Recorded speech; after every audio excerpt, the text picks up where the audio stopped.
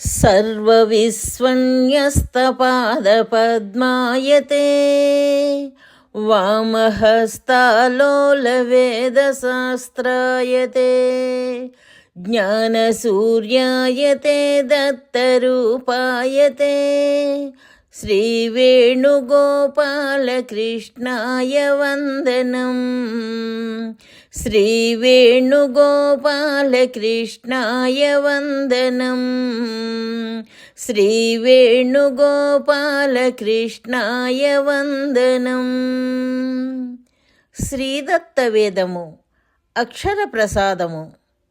శ్రీదత్త ప్రభువులు శ్రీదత్త భక్తులకు 13/3/93 ఉదయం సుమారు 9 గంటలకు ఇలా వచించారు. నాయనా, ఆరాధనా సమయం కన్నా ఆరాధనా శక్తి విలువ గొప్పది. ఆ శక్తిని, ఆ గుణం పెంచుకుని ఆ స్థాయితో తర్వాత సమయం అంతా వినియోగించాలి. ఉదాహరణకు 30 రోజులు పనిచేస్తే 100 ఇస్తారు మొదటి ఉద్యోగంలో. రెండో ఉద్యోగంలో నెలకు 4 రోజులే పనిచేస్తే 400 ఇస్తారు అనుకో.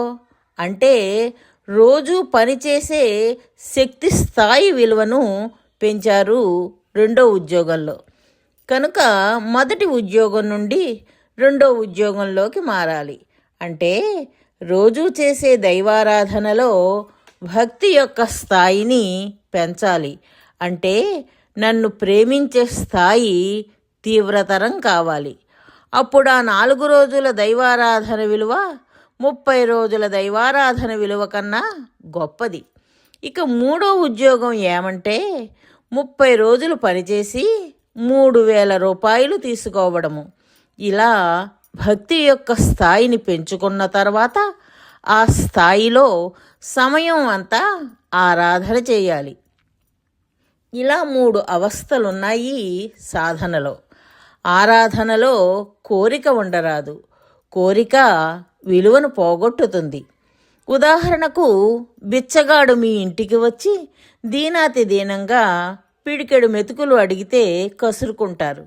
నేను అతిథిగా వచ్చి అన్నం అడగకపోయినా భోజనానికి సాదరంగా పిలుస్తున్నారు. మేమిద్దరమూ బిచ్చగాళ్ళమై, కానీ వాడికి విలువ లేదు. నాకెందుకింత విలువనిచ్చారు? దీనికి కారణం ఒక్కటే.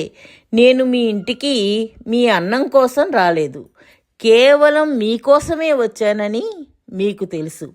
వాడు మీకోసం రాలేదు, కేవలం అన్నం కోసమే వచ్చాడని మీకు తెలుసు. కనుక అతిథిగా నేను గౌరవించబడ్డాను. బిచ్చగాడు కసురు కొనబడ్డాడు. కాన కోరికలు తీరడం కోసం చేసే దైవారాధన ఆరాధనల విలువను పోగొట్టుచున్నది.